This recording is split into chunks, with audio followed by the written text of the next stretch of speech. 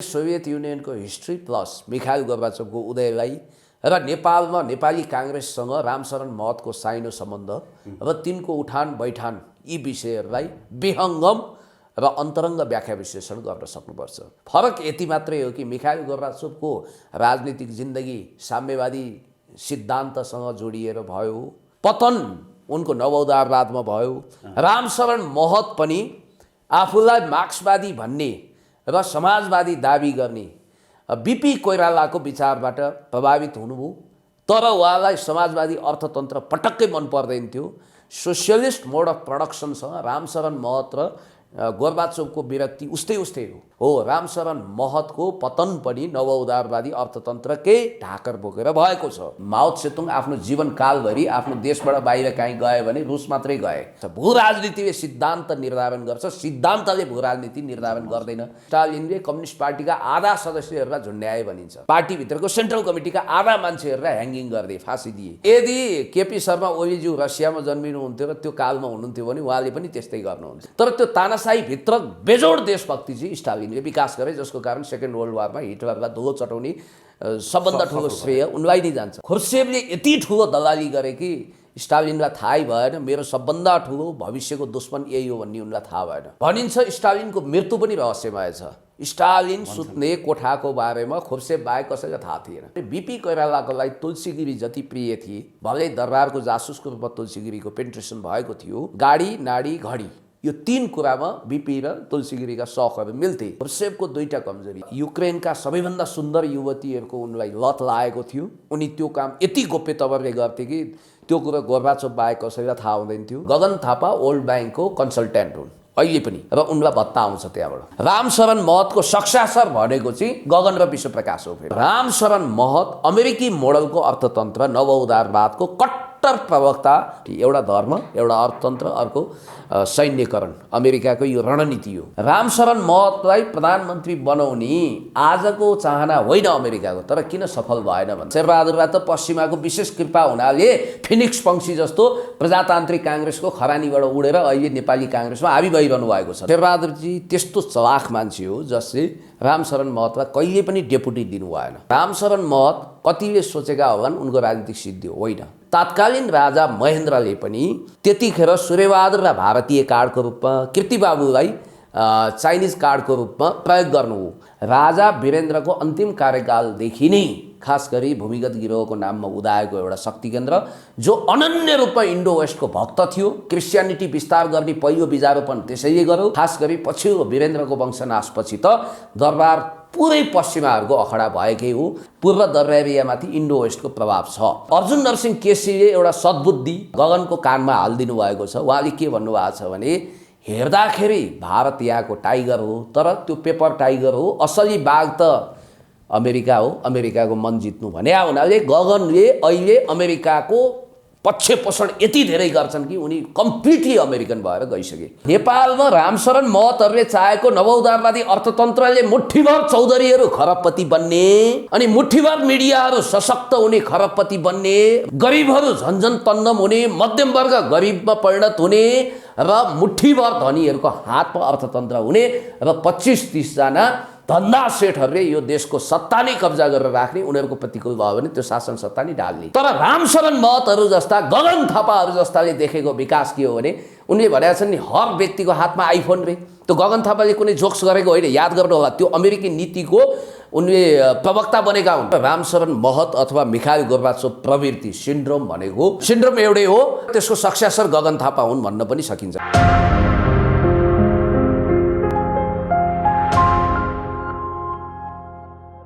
पुण्य गौतमजी, यहाँलाई आज कार्यक्रममा स्वागत छ।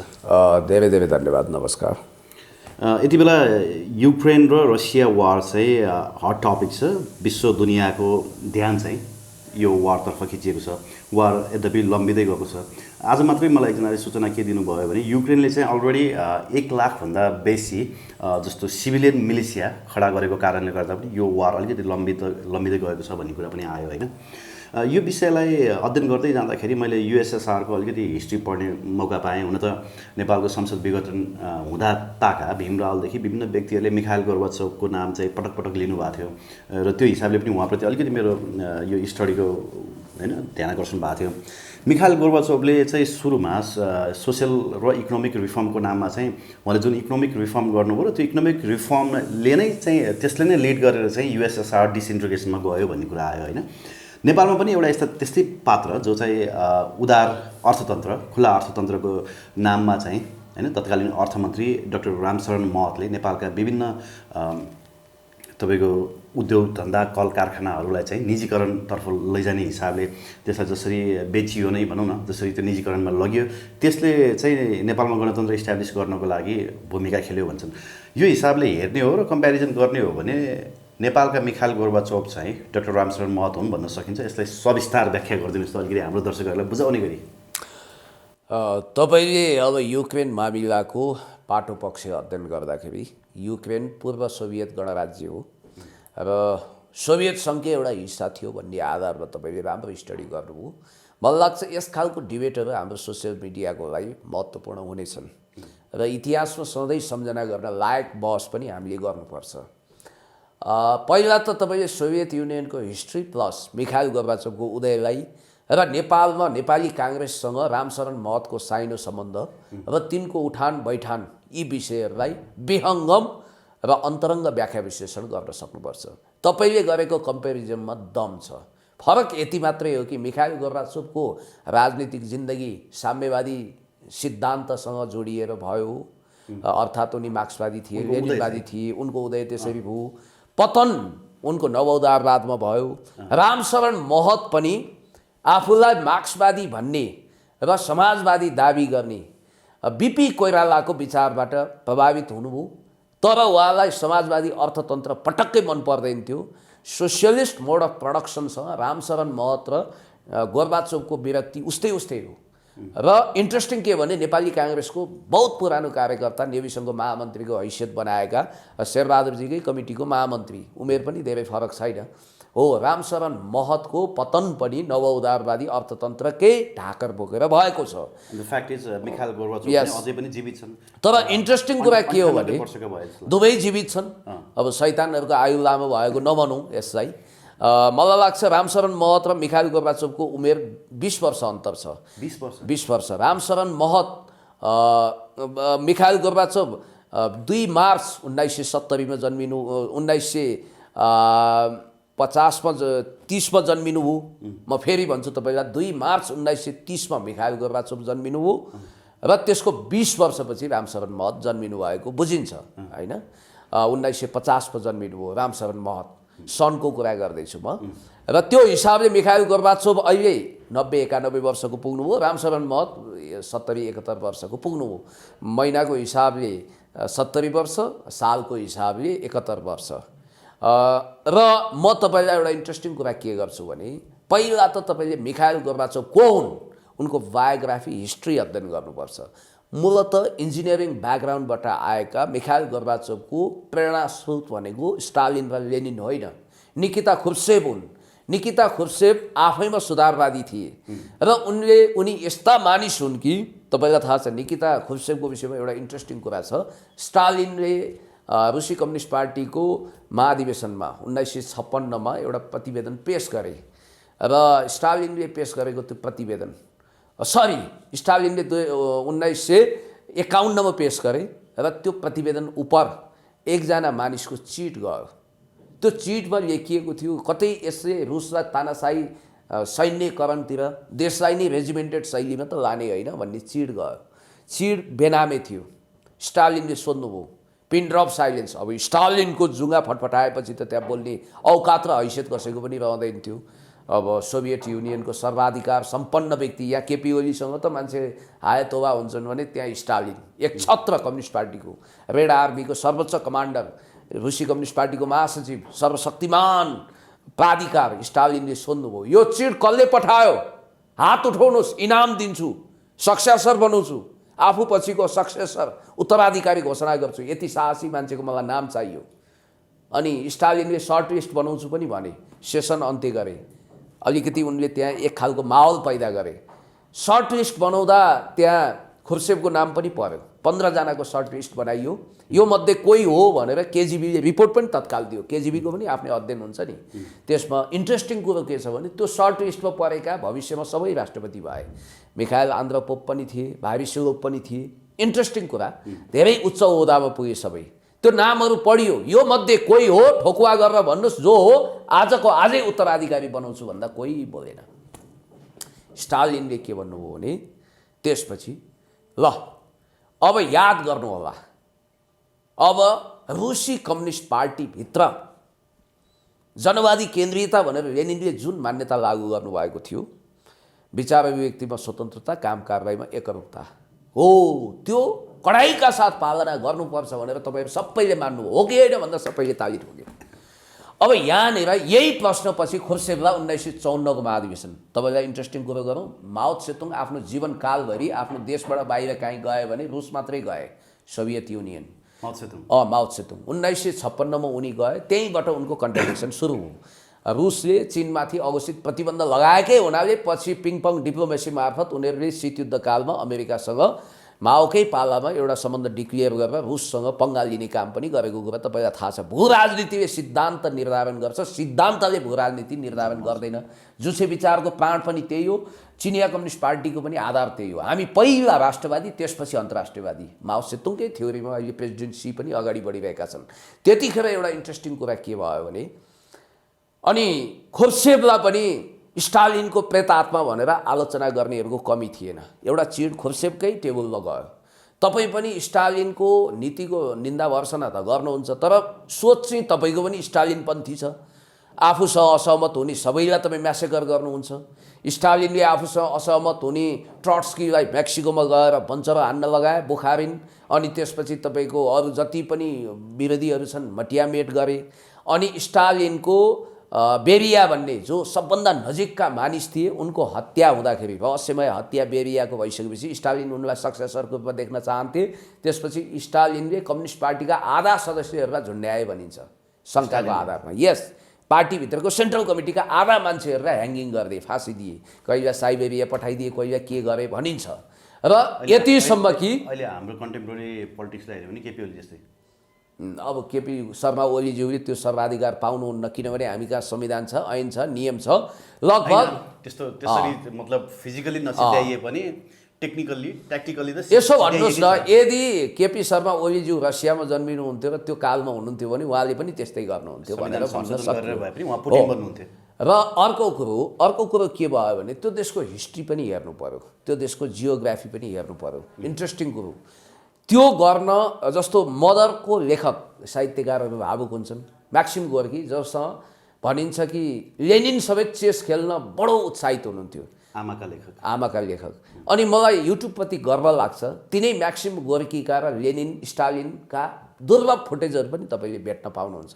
कति राम्रो वरदान छ के युट्युब भनेको, होइन? लेनिनकै स्पिच छ नि त। 1874को पहिलो भिडियो त युट्युबमा तपाईँले त्यो मुख भिडियो देख्न पाउनुहुन्छ, ब्ल्याक एन्ड व्हाइटमा। खैर त्यतातिर हाम्रो विषय होइन, मूल विषयवस्तुमा जाउँ। र त्यतिखेर मदर लेखक म्याक्सिम गोर्की मात्रै होइन, तपाईँको क्वाइट फोर्स दोनको लेखक मिखाइल सोलोखोभलाई पनि मानसिक रूपमा प्रताडना दिइयो, किनभने कम्युनिस्ट पार्टीको नियन्त्रित साहित्य मात्रै, लिटरेचरलाई मात्रै अथोराइज गरिन्थ्यो, अरू जम्मै वर्जित जस्ता थिए, अघोषित रूपमा वर्जित गरिएको थियो। सायद सोभियत युनियन बचाउन त्यो तानाशाही आवश्यकता थियो भनेर इतिहासकारहरूले, खास गरी अब रबर्ट डी कपलानले अस्ति भर्खर एउटा आर्टिकल लेखे, त्यसरी पनि इन्टरप्रिटेसन गर्ने मान्छेको कमी छैन, किनभने रुसको नेचरै तानाशाही हो। तानाशाही तन्त्र अन्तर्गतै त्यो दीक्षित भयो, जारको पालामा पनि त्यस्तै भयो। तर त्यो तानाशाहीभित्र बेजोड देशभक्ति चाहिँ स्टालिनले विकास गरे, जसको कारण सेकेन्ड वर्ल्ड वारमा हिटलरलाई धुलो चटाउने सबभन्दा ठुलो श्रेय उनलाई नै जान्छ। अब स्टालिनको अन्त्यपछि स्टालिनको सबभन्दा भक्त को? खुर्सेब। खुर्सेबको भनाइ नै के थियो भने जहाँ स्टालिनले पाइला टेक्छन् त्यहाँ एउटा स्मारक बनाउनुपर्छ।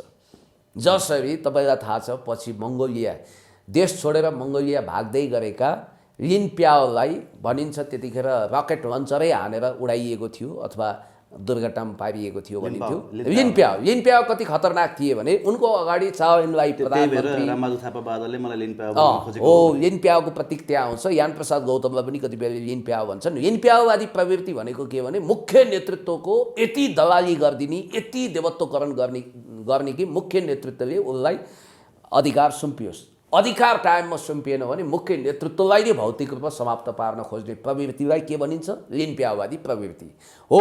त्यो लिन प्याओ र उसको चरित्र, खुर्सेबको चरित्र मिल्दोजुल्दो। लिन प्याओ के भन्थे भने माओ त्से-तुङको एक शब्द भनेको 1000 कानुनभन्दा शक्तिशाली हुन्छ भन्थे। त्यति अतिरञ्जित कुराहरू गर्थे। जसरी केपी ओलीलाई गरिरहेका छन्। लिउ साओचीले लिन प्याओको आलोचना गर्नु भनेको नर्क खस्नु हो भन्थे। भनेपछि अब खुर्सेबले यति ठुलो दलाली गरे कि स्टालिनलाई थाहै भएन। मेरो सबभन्दा ठुलो भविष्यको दुश्मन यही हो भन्ने उनलाई थाहा भएन। भनिन्छ स्टालिनको मृत्यु पनि रहस्यमय छ। स्टालिन सुत्ने कोठाको बारेमा खुर्सेब बाहेक कसैलाई थाहा थिएन। र स्टालिनले यस्तो सिगार पिउँथे जुन सिगारको बारेमा खुर्सेब बाहेक त्यो कहाँबाट आउँछ थाहा हुँदैन थियो।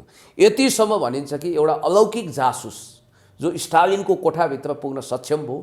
पछि स्टालिनले उनलाई मृत्युदण्ड दिए। मृत्युदण्ड दिँदा रहस्यमय तरिकाले 3 चोटि ह्याङ्गिङ गर्दा पनि ऊ नमरेको हुनाले स्टालिनले आजीवन यो रहस्यदर्शीले मेरो भविष्यको विषयमा भन्छ भनेर भौतिकवादी स्टालिनले उसलाई नजिक राखेका थिए। त्यो पनि भनिन्छ।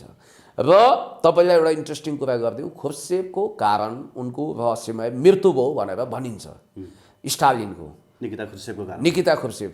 अब त्यसपछि त स्वाभाविक थियो निकिता खुर्सेब सत्तामा आए र 56 को रुसी कम्युनिस्ट पार्टीको अधिवेशनमा, बोल्सेविक पार्टीको अधिवेशनमा एउटा चिड आयो। तपाईँको कार्यशैली त डिट्टो स्टालिनसँग मिल्छ। के हो महाशय महोदय प्रेसिडेन्ट, कम्युनिस्ट पार्टीको सर्वेसर्वा सेक्रेटरी जेनरल भनेर प्रश्न आउँदा उनले के भन्यो भने यो प्रश्न गर्ने को? उठ्नुहोस्, तकमा दिन्छु, पुरस्कार दिन्छु, सक्सेसर घोषणा गर्छु भने। पिन ड्रप साइलेन्स, कोही बोलेन। उनले भने हो आज जो बोल्नु भएको छैन नि यही त्रासको कारण, मेरो त्रासको कारण तपाईँ बोल्नु भएन। स्टालिनको त्रासको कारण म बोलिनँ। कुरा यही हो। तर यो त्रास तोड्नुहोस्, उठ्नुहोस् भने जुरुक्क उठ्यो, त्यसलाई समातेर जेलमा काचकुच कोच दिइहाल्यो। के को सक्सेसर बनाउँछन्। कार्यशैली उही हो। त्यस्तो स्कुलिङबाट खुर्सेबको पनि चाकडी गरेर ब्रेजनेभको पनि भात खौरे भएर आएका मानिस इन्जिनियर मिखाइल गोर्बाचोभ भविष्यमा राष्ट्रपति होलान् भनेर धेरै कमले सोचेका थिए। यी अति चलाख मान्छे मिखाइल गोर्बाचोभ। सेन्ट पिटर्सबर्गको एउटा महत्त्वपूर्ण प्रशासकीय जिम्मेवारी यिनले खुर्सेब मार्फत हत्याउँछन्। त्यो जिम्मेवारी भनेको चाहिँ सिधै शासकहरूलाई प्रभाव पार्ने खालको जिम्मेवारी थियो। र त्यो जिम्मेवारीबाट उनी सिडी चढ्दै चढ्दै चढ्दै चढ्दै अगाडि बढ्छन्। खुर्सेबका कमजोरीहरू केही थिए, जो कुरा कमजोर नसा उनले पत्ता लगाए। भनिन्छ त्यतिखेर केजिबीले प्रतिवेदन दिँदा खुर्सेबलाई एउटा तार पठाएको थियो पश्चिम जर्मनीबाट। त्यो तार पठाउने कामको नेतृत्व चाहिँ भ्लादिमिर पुटिनको अफिसरले, मुख्य अफिसरले गरेका थिए भनिन्छ। CIA का प्रमुख अफिसरहरूसँग यिनको मध्यरातमा केही न केही संवाद भएको छ। यीदेखि होसियार हुनुहोस्, या त गिरफ्तार गराउनुहोस् या होसियार हुनुहोस् भन्ने बित्तिकै खुर्सेबले त्यो विषयमा अनुसन्धान गर्दा पनि पत्ता लगाएन। हुन चाहिँ त्यो कुरा फ्याक्ट थियो, तर खुर्सेब यति हिप्नोटाइज थिए कि मानौँ। अब इन्ट्रेस्टिङ कुरा के छ भने बिपी कोइरालाको लागि तुलसी गिरी जति प्रिय थिए, भलै दरबारको जासुसको रूपमा तुलसी गिरीको पेन्ट्रेसन भएको थियो, जमिनदार वर्गको मान्छे, नाडी घडीको शौखिन बिपी कोइरालाले तुलसी गिरीलाई जसरी त्यही घडीको लागि नारीको लागि मोटरको लागि छोड्न सकेनन्, गाडी नाडी घडी यो 3 कुरामा बिपी र तुलसी गिरीका शौखहरू मिल्थे। त्यसै गरी खुर्सेबको 2टा कमजोरी, एउटा युक्रेनका सबैभन्दा सुन्दर युवतीहरूको उनलाई लत लागेको थियो। उनी त्यो काम यति गोप्य तवरले गर्थे कि त्यो कुरा गोर्बाचोभ बाहेक कसैलाई थाहा हुँदैन थियो।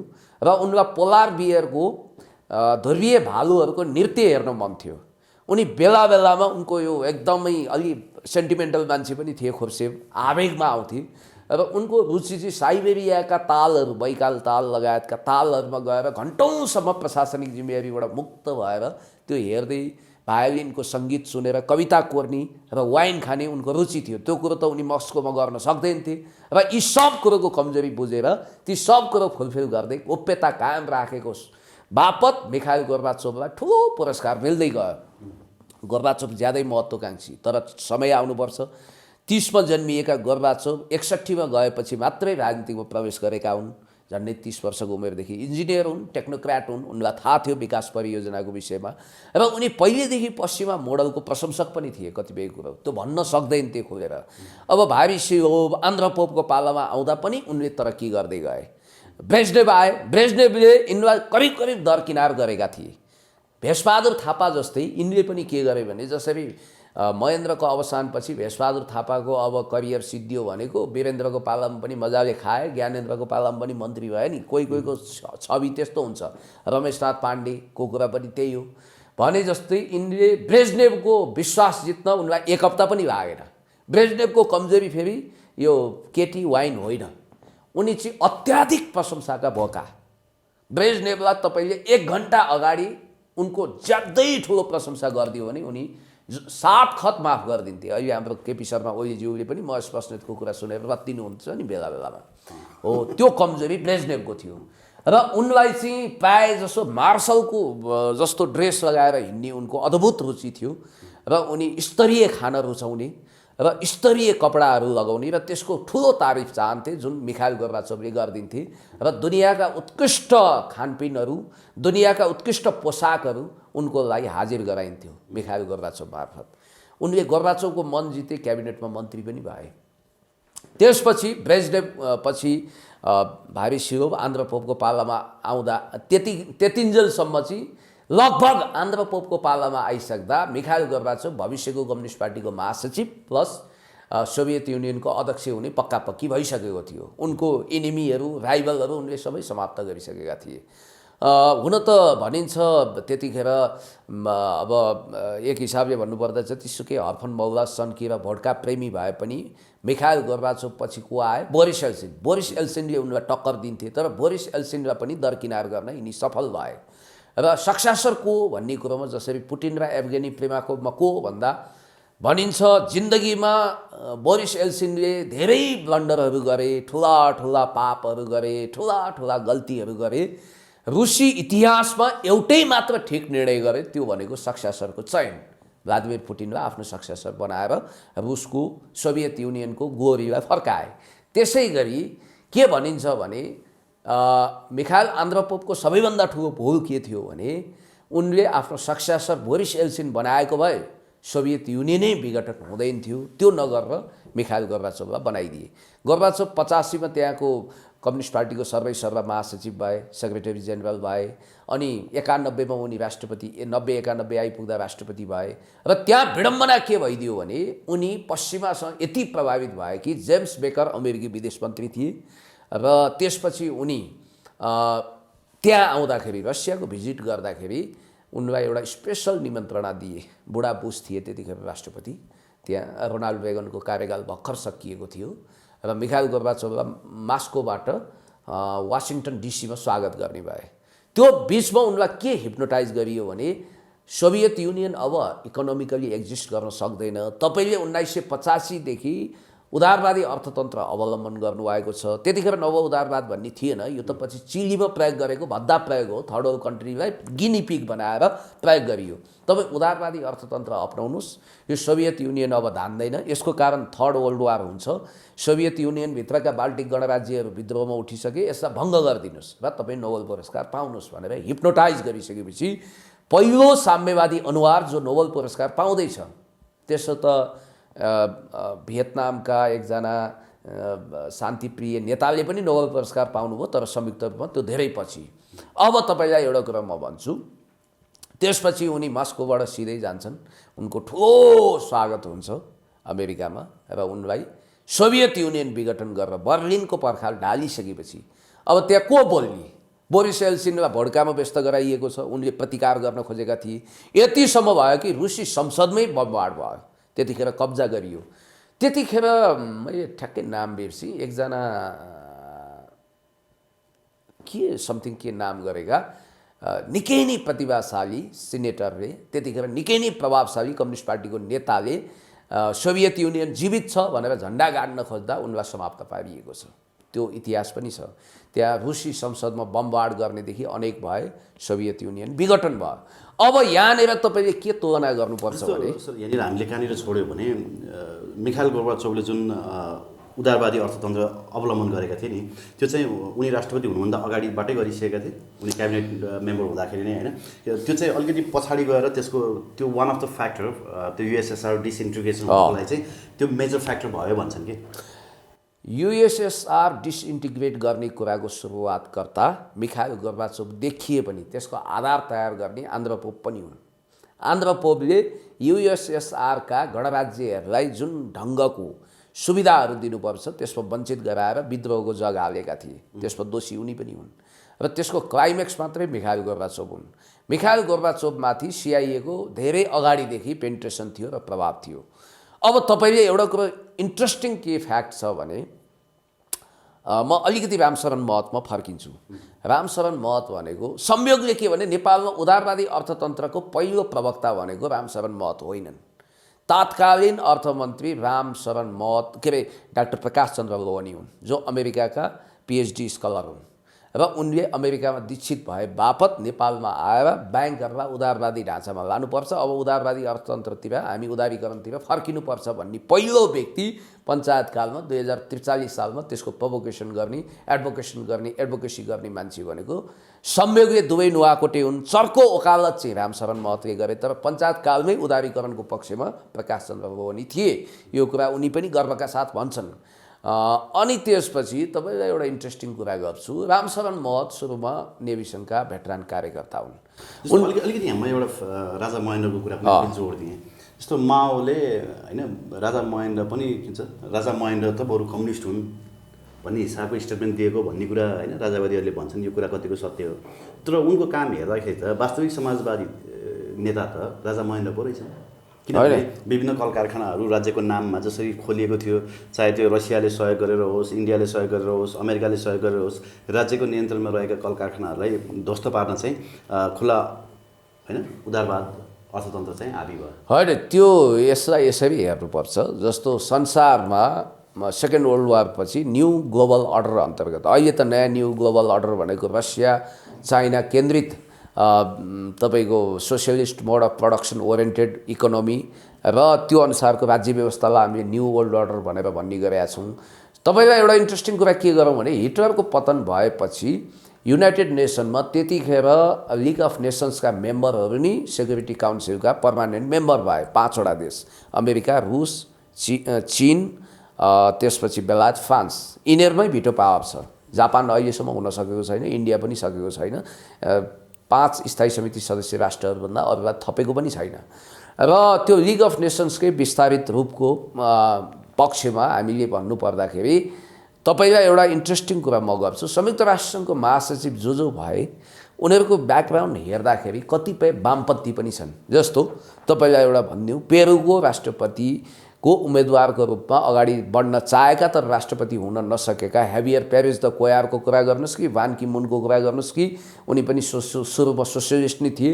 रामशरण महत पहिला यति ठुला सोसियलिस्ट थिए कि तपाईँलाई इन्ट्रेस्टिङ कुरा गर्छु, जब उनी कलेज लाइफका स्टुडेन्ट थिए उनी पुँजीवाद भन्ने शब्दसँग घनघोर घृणा गर्थे, घनघोरै। जसरी मिखाइल गोर्बाचोभले 60 को दशकमा साम्यवाद, मार्क्सवाद, लेनिनवाद भन्दा अरू कुरै सुनेका थिएनन् र सुन्न पनि चाहँदैनथे।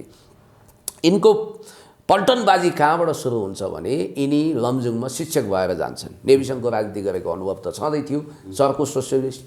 त्यहाँ पुग्दाखेरि कता कता त्यतिखेर पिस क्रप्सको प्रभाव, युएसएडको प्रोजेक्ट अलिअलि हातलाई भएको र उनको हेडमास्टर को थिए भने अख्तियार दुरुपयोग अनुसन्धान आयोगको पूर्व अध्यक्ष सूर्यनाथ उपाध्यायजी हेड सर र रामशरण महतजी स्कुलको सहायक हेड सर हुनुहुन्थ्यो। सूर्यनाथ उपाध्यायजी उहाँले भन्नु नै भएको छ, किताबमा पनि लेख्नु भएको छ। रामशरण महतसँग उहाँको ठ्याक मिल्दैन थियो, किनभने सूर्यनाथ उपाध्यायजी वामपन्थी टिल्टको मान्छे, पुष्पलालबाट प्रभावित। रामशरण महत बिपीका भक्त भए। अनि त्यहाँ उनीहरूको डिबेट हुन्थ्यो। तर दुवैको एउटा कुरामा समानता थियो।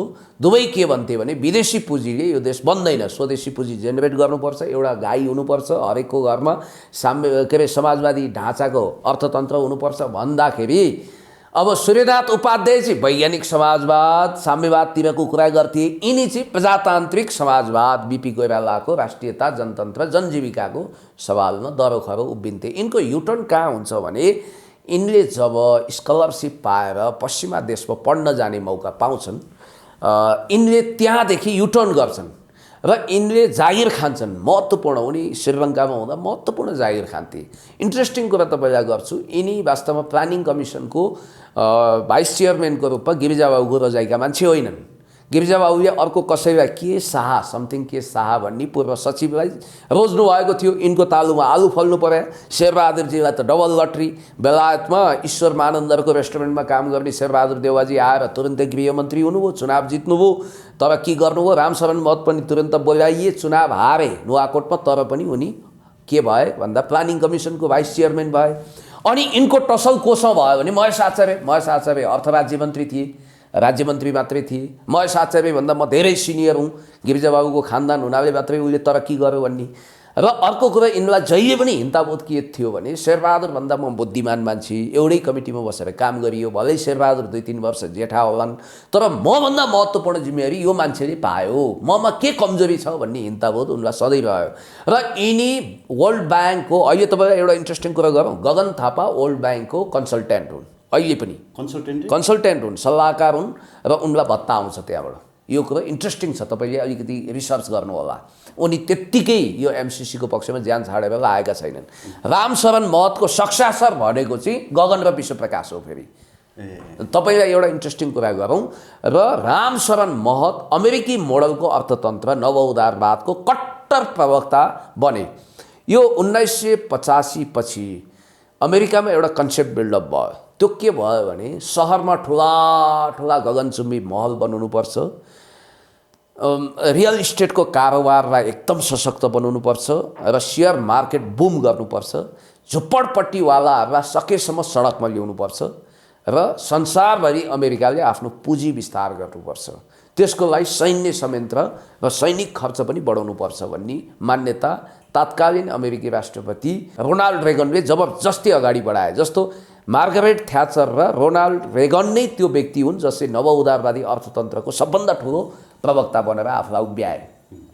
त्यसपछि अब तपाईँले हेर्नुपर्छ, डेमोक्र्याटहरू कम्पेरेटिभली बरु सोसियल वेलफेयरको पक्षमा छन् त्यहाँ, तर रिपब्लिकनहरू कट्टर छन् नवउदारवादी अर्थतन्त्रमा। चाहे डोनाल्ड ट्रम्पको कुरा गर्नुहोस्, चाहे सिनियर जुनियर बुसको कुरा गर्नुहोस्, हैन, फरक छ नि त उनीहरूको पोलिसी, फरेन पोलिसीदेखि फाइनेन्सियल पोलिसीसम्ममा धेरै फरक छ। धेरै कुराहरू हेर्दा उस्तै देखिन्छ।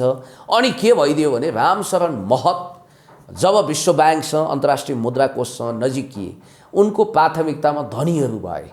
र आज पनि मोदीले एप्लाई गरेको मोडल, अमेरिकाले अपनाएको मोडल, अमेरिकाको एउटा इन्ट्रेस्टिङ कुरा के छ भने उसले तपाईलाई म भनिदिउँ, स्ट्रक्चरल एडजस्टमेन्ट प्रोग्राम भनेर कृषिमा आधुनिकीकरण गर्ने नाउँमा विश्व ब्याङ्कबाट लोन प्रवाह गर्ने कुरामा सबभन्दा पहिला प्रयोग भूमिको रूपमा आफ्नो देशमा बनाएन, चिलीलाई बनायो। त्यसपछि नेपालमा पनि स्ट्रक्चरल एडजस्टमेन्ट प्रोग्राम ल्याउन त ल्यायो, असफल भयो, किनभने नेपालमा कम्युनिस्टहरूको प्रभाव राम्रो छ। र याद गर्नुहोला, उसले फिलिपिन्सलाई आज क्रिस्चियनिटी विस्तारको एउटा एकदमै राम्रो थलो बनाएको छ। कोरियामा आफ्नो सैनिक बेस क्याम्प नै राखेको छ। यसको कारण के हो भने उसले 3वटा कुरा एकचोटि स्प्रेड गर्छ, एकैचोटि। एउटा धर्म, एउटा अर्थतन्त्र, अर्को सैन्यकरण। अमेरिकाको यो रणनीति हो, र त्यो मार्फत उसले दीर्घकालीन र स्थायी स्वार्थलाई हाबी गराउँछ। र उसले के गर्छ भने 20 वर्ष पछिको सक्सेसर पनि अहिले आफ्नो नर्सरीमा हुर्काइसक्छ। जस्तो रामशरण महतलाई प्रधानमन्त्री बनाउने आजको चाहना होइन अमेरिकाको, तर किन सफल भएन भन्दा रामशरण महतको आफ्नै खालको स्वभाव प्रवृत्ति, किन चौरिस मरिच आफ्नै रागले। र अर्को कुरो के भने शेरबहादुर देउबा रामशरण जत्तिकै पश्चिमावादी छन् भने शेरबहादुर त म्यासिभली त्यो पार्टी सङ्गठनभित्र होल्ड राख्छन्। त्यही कारण हो रामशरण महतको दुःखको कुरा। नत्र भने रामशरण महत तुरुन्तै प्रधानमन्त्रीको चेयरमा जान्थे। तपाईँलाई थाहा छ नेपालमा धेरै जसो परराष्ट्र मन्त्री र अर्थमन्त्री नै प्राइम मिनिस्टर बनेको नजिर छ। सूर्यबहादुर थापादेखि अहिलेसम्म धेरै बाबुराम भट्टराईसम्म तपाईँले देखिरहनु भएको छ। र याद गर्नुहोला, रामशरण महत अर्थमन्त्री नबनाउने पक्षमा गिरिजाबाबु हुनुहुन्थ्यो। इन्ट्रेस्टिङ कुरो म तपाईँलाई गर्दैछु। त्यतिखेर जयराज आचार्यले एउटा म्यासेज ल्याउनुभयो। उहाँ पश्चिमाहरूसँग धेरै नजिक, रामशरणजी प्रति नै छ है पश्चिमाहरूको लगाव, अमेरिकनहरूको भन्ने कुरा आयो।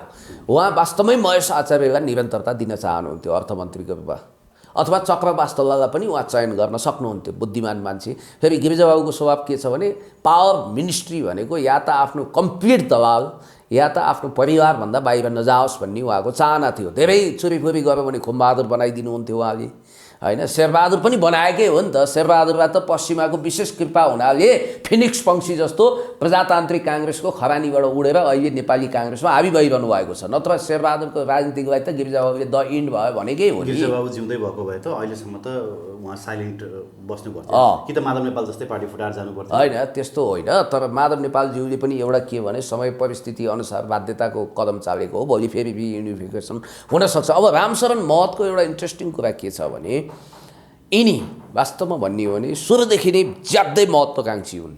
उनको महत्त्वकाङ्क्षा थामिन सक्नु हो। र रामशरण महतलाई अगाडि बढाउँदै लाँदाखेरि शेरबहादुरजीलाई एउटा सङ्कट आयो। डेपुटी प्राइम मिनिस्टर बनाउनु पर्ने बाध्यता अमेरिकनहरूले खडा गरे। तर शेरबहादुरजी त्यस्तो चलाख मान्छे हो जसले रामशरण महतलाई कहिले पनि डेपुटी दिनु भएन। त्यसको कारण म माथि हाबी हुन्छ भनेर हो। उस्तै स्वभाव उस्तै शक्ति केन्द्रले बिल्डअप गरेका मान्छेको बिचमा पनि भिन्नता हुँदो रहेछ नि त। अब रामशरण महत कतिले सोचेका होलान् उनको राजनीतिक सिद्धि होइन। चाहे त्यो मे म्याक्सिको भनेको कुरा होस्, त्यसले उनको सिद्धिँदैन राजनीति। किनभने अमेरिका बढी प्रभावी छ। मैले के देखेँ भने अहिले रामशरण महतको उदयलाई जसरी हिजो अब एउटा इन्ट्रेस्टिङ कुरा गरौँ, बिपी यो नवउदारवादी अर्थतन्त्र मैले हामी अलिकति बक्यौँ जस्तो लाग्यो। जस्तो मैले जोड्न खोजेको युएसएसआर डिसइन्टिग्रेसनको लागि जसरी मिखाइल गोर्बाचोभले भूमिका खेले नि त्यहाँ एक किसिमको, नेपालमा पनि राज संस्था र हिन्दू राष्ट्रको त्यो जुन एउटा थियो नि लामो समयको थियो, त्यो एउटा आन्दोलनको मोमेन्टले गयो भन्छन्। तर वास्तवमा चाहिँ जुन महेन्द्रले स्थापित गरेको समाजवाद थियो नि त्यसलाई डिसइन्टिग्रेसन गरेको कारणले चाहिँ गणतन्त्र आयो। होइन, इन्ट्रेस्टिङ गणतन्त्र पोजिटिभ आयो नेगेटिभ आयो, त्यसको आफ्नो व्याख्या होला। तर रामशरण महतले त्यो भूमिका नखेलिदिएको भए आउँदैन थियो होला। एक हिसाबले भन्नुपर्दा तत्कालीन राजा महेन्द्र जसको देशभक्ति, जसले राष्ट्रलाई गरेको माया साँच्चै नै उदाहरणीय छ। सामन्ती राष्ट्रवाद भए पनि त्यो प्रशंसनीय छ। तर उनी भू राजनीतिका एक सशक्त उत्पादन हुन्। भू राजनीतिले कहिले पनि सिद्धान्तको माला जप्दैन। भू राजनीतिमा कुरा के हुन्छ भने इरान कट्टरपन्थी सुन्नी मुसलमानहरूको अखडा हो। आयतुल्लाह अली खुमेनी त्यो उनीहरूको शास्त्र अनुसार त उनीहरूको कुरान अनुसार त कम्युनिस्ट सबभन्दा ठुला शैतान हुन् नि। तर सबभन्दा ठुलो शैतानसँग गला जोड्नुपर्छ भू राजनीतिको कारण, यो कुरा तपाईँलाई थाहा छ। र चीनको लागि कम्युनिस्टको लागि सबभन्दा ठुला अफिम भनेका हिन्दू होइनन्, क्रिस्चियनिटी फैलाउने र तिनी मुस्लिम वर्ल्डका सन्डमुसन्ड हुन्। तर तिनीहरूसँगै भू राजनीतिको कारण गला जोड्नुपर्छ। त्यस्तै तत्कालीन राजा महेन्द्रले पनि त्यतिखेर सूर्यबहादुर र भारतीय कार्डको रूपमा, कीर्तिबाबुलाई चाइनिज कार्डको रूपमा प्रयोग गर्नु हो। र उहाँले इक्वी प्रक्सिमिटीको नीति लिएर यो देश यो सानो बफर स्टेटमा जोगाउनुपर्छ भन्ने उहाँको नीति एकदमै सन्तुलित थियो, सान्दर्भिक थियो। र आजका मितिमा आएर पुराना कल कारखानाहरू रिभाइभ गरेर खोल्छु भन्नु चाहिँ त्यो एक खालको मूर्खता हो। किनभने हामी अहिले केमा विकास गर्न सक्छौँ। जस्तो महेन्द्रको कालमा फ्याक्ट्रीहरू खोलियो, चीन र रुसले मद्दत गर्यो, ठुला ठुला फ्याक्ट्रीहरू बने, राम्रो विकास पनि भयो। पूर्व पश्चिम महेन्द्र राजमार्ग इतिहासको आवश्यकता थियो, त्यो बन्नु नै थियो।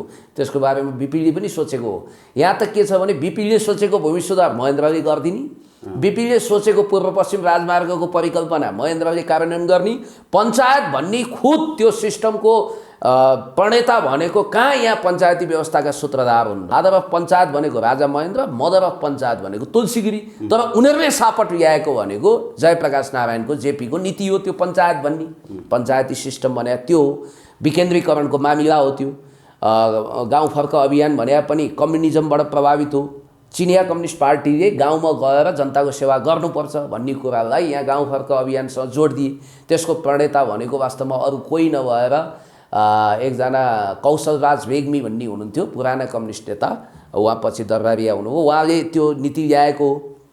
र इन्ट्रेस्टिङ कुरो म तपाईँलाई गरिदिन्छु, राजा महेन्द्रलाई त्यतिखेर भारतीयहरूले कम्युनिस्ट पार्टीको सदस्यता नलिएको कम्युनिस्ट हो भन्थे। र त्यसैको जवाब कोदारी राजमार्ग खोल्दा महेन्द्रले के दिनुभयो भने कम्युनिजम ट्याक्सी चढेर आउँदैन, मोटर चढेर आउँदैन भनिदिनु हो।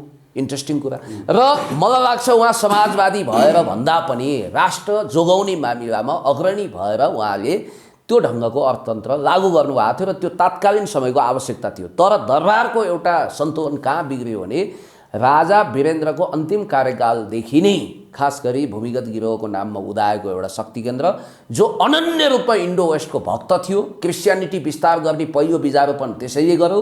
यिनी बडा गुरुज्यूहरू गुरुजीहरू यिनीहरू नि बिग्रिए र सबभन्दा इन्ट्रेस्टिङ कुरा के भने त्यतिखेरै धर्म कर्म विनाश गर्ने, क्रिस्चियनप्रति टिल्ट हुने अनि मूर्ति सुर्ती चोर्ने, तस्करी गर्ने इन्डो वेस्टसँग सम्बन्ध गाँसियो र खास गरी पछिल्लो वीरेन्द्रको वंशनाशपछि त दरबार पुरै पश्चिमाहरूको अखडा भएकै हो र अहिले त्यो कल्पनै गर्न सकिँदैन र दरबारमाथि अहिले पनि पूर्व दरबारियामाथि इन्डो वेस्टको प्रभाव छ।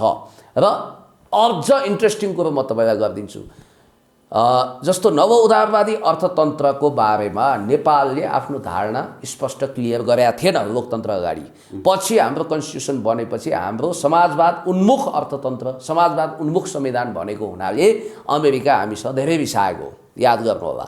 उसले चाहन्थ्यो, रामशरण महतले त्यतिखेर झगडा गरेका छन्, गगन थापा पनि त्यसमा सहमत छन्, के को समाजवाद अब चाहिने के अरे बिपीका कुरा उहिलेका कुरा खोइले भनेर रामशरणले टेबल ठटाए होइन। अब समाजवाद भनेर हिँड्ने हो होइन। पार्टीको कार्यसमिति मिटिङमा गिरिजाबाबुले यसो पाइपको चुरोट तानेर गरेर हेरेपछि रामशरण स्तब्ध भएका हुन्। गिरिजाबाबुको त्यो गिद्धे हेराइ नै काफी थियो त्यतिखेर। भन्ने बित्तिकै एउटा कुरा तपाईँ के ख्याल गर्नुहोस् भने 72 को संविधानको कुरा गर्नुभयो। त्यति बेला त गिरिजाबाबु थिएनन्। 72 को संविधान बन्ने प्रक्रिया त अलि बढी अगाडिबाट सुरु भयो नि त। कस्तो संविधान बनाउने, के ड्राफ्ट गर्ने भन्ने कुरोमा पछि सुशीलजीले त्यसलाई कार्यरूप दिनुभयो। गिरिजाबाबुकै पालामा त्यो 2 खम्बे 3 खम्बे अर्थ प्रणालीहरू, पीपीपी प्रणाली होइन, प्राइभेट पब्लिक पार्टनरसिप। अब यहाँनिर के छ भने तपाईँको अमेरिकाले जहिले पनि 3 पुस्तालाई डायरेक्ट गर्छ। पहिलो पुस्ता राष्ट्रपति प्रधानमन्त्री स्तरमा, दोस्रो पुस्ता भनेको लगभग उप प्रधानमन्त्रीको वरिष्ठताको हिसाबले झन्डै अब त्यो हेर्दाखेरि चाहिँ पहिलो पुस्ता शेरबहादुर, दोस्रो पुस्ता रामशरण, तेस्रो पुस्ता गगन थापा हो। अहिले गगनहरू मार्फत के म्यासेज दियो भने आज पनि नेपाली काङ्ग्रेसभित्र सबभन्दा ठुलो होल्ड भनेको इन्डो वेस्टको छ।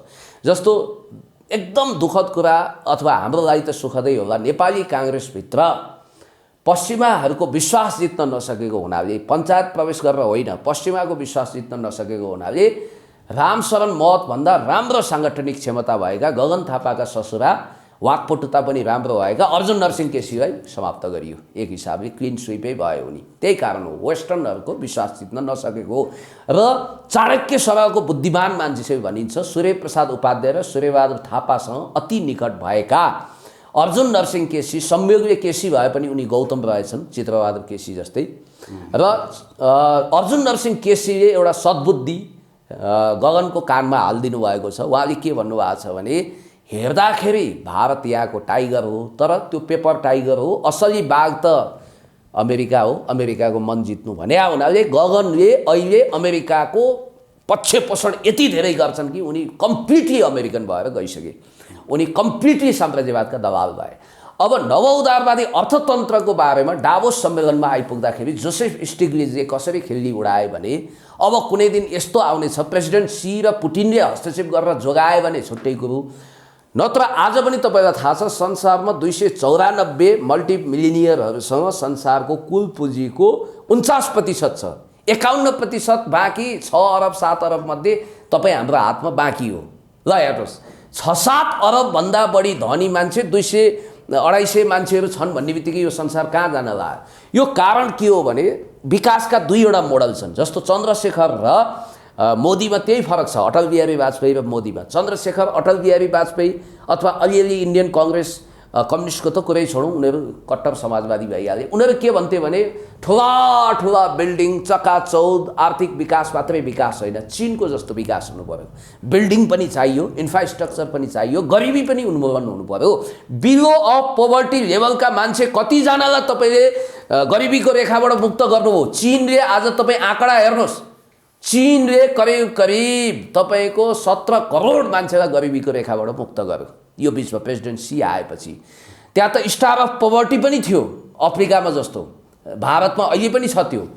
त नेपालमा रामशरण महतहरूले चाहेको नवउदारवादी अर्थतन्त्रले मुठ्ठीभर चौधरीहरू खरबपति बन्ने अनि मुठीभर मिडियाहरू सशक्त हुने, खरबपति बन्ने, रूपक मर्डोक बन्ने, अनि धेरैजसो मिडियाकै कुरा गर्ने हो भने सोसियल मिडिया भुस्कुट सर्वस्व सर्वनाश 5 लाखे 10 लाखे घानमा परेर सिद्धिने, गरिबहरू झन्झन तन्नम हुने, मध्यम वर्ग गरिबमा परिणत हुने र मुठीभर धनीहरूको हातमा अर्थतन्त्र हुने र 25-30 जना धन्दा सेठहरूले यो देशको सत्ता नै कब्जा गरेर राख्ने, उनीहरूको प्रतिकूल भयो भने त्यो शासन सत्ता नै ढाल्ने, जस्तो अमेरिकामा ज्युजहरूको कब्जा। तर अमेरिका यति बाठो छ कि उसले क्रोनी क्यापिटलिजम अर्थात् नव उदारवादी नियो लिबरलिजमको नव उदारवाद, उदार अर्थतन्त्र, बजारीकरण भन्ने नीति चाहिँ विदेशमा लागू गर्छ बढी, आफ्नो देशमा ठ्याक्कै त्यही शैली अपनाउँदैन। तर रामशरण महतहरू जस्ता, गगन थापाहरू जस्ताले देखेको विकास के हो भने उनले भनेका छन् नि हर व्यक्तिको हातमा आइफोन रे। त्यो गगन थापाले कुनै जोक्स गरेको होइन, याद गर्नु होला, त्यो अमेरिकी नीतिको उनले प्रवक्ता बनेका हुन्। हरेकको यति वृद्ध भत्ता दिन्छु, यति बाँड्छु भनेर उनले जे यो फन्टुस कुराहरू गरेका छन्, त्यो फन्टुस मात्रै होइन, त्यो भनेको नव उदारवादी अर्थतन्त्र अन्तर्गत केही मान्छेलाई घाँस टाट्नामा बाँधेको बाख्रालाई हरियो घाँस देखाए जस्तै आश्वासन दिएर धेरै गरिबहरूलाई चौपट बनाउने।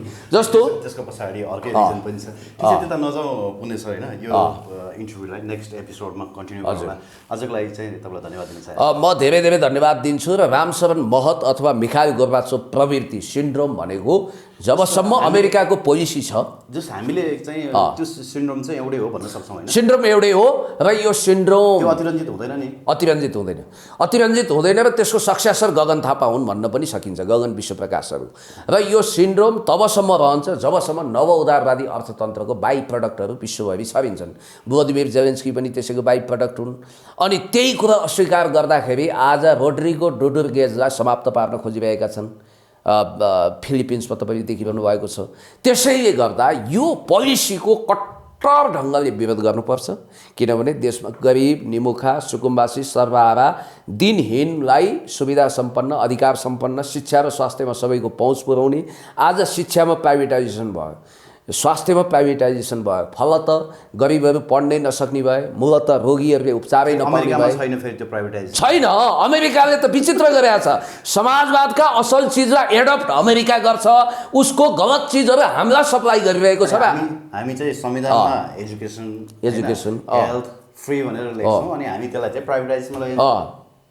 हो, सरकार बलियो बनाउने, सरकारलाई जस्तो राज्य नियन्त्रित अर्थतन्त्र, स्टेट गभर्न इकोनोमी जबसम्म हामीले लागू गर्दैनौँ, जबसम्म हरेक सुकुम्बासीलाई हामी सुकुम्बासी जीवनबाट मुक्त गर्दैनौँ, जबसम्म शिक्षा स्वास्थ्य प्रति हरेकको पहुँच पुर्याउँदैनौँ।